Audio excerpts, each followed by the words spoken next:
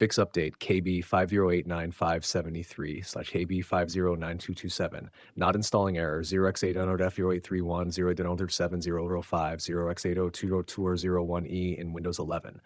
Nudge star 1. Restart your PC. Save your work. Click Start, Power, Restart. Wait for Windows to reboot completely. Check for updates again. Or 2. Run Windows Update Troubleshooter. Open Settings. Go to System, Troubleshoot. Other troubleshooters, find Windows Update, click Run, apply any recommended fixes, restart your PC. Number 3, check date and time settings. Open Settings, Time and Language. Click Date and Time.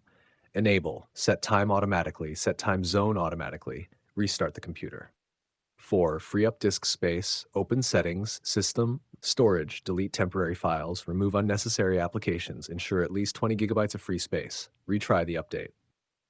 Number 5, run System File Checker SFC, open Command Prompt as administrator, type SFC/scannow, press Enter, wait for the scan to finish, restart your PC. Number 6, repair Windows image with DSM, open Command Prompt as administrator, run DSM online/cleanup image, restore health, wait for completion, restart the system. Number 7, reset Windows Update components, open Command Prompt as administrator, stop Windows Update services, clear the software distribution and Ketru 2 folders, restart the services, reboot the PC, try the update again. Number 8, temporarily disable antivirus, disable third-party antivirus software, pause any additional firewall tools, install the update, re-enable protection after completion. Number 9, download and install the update manually.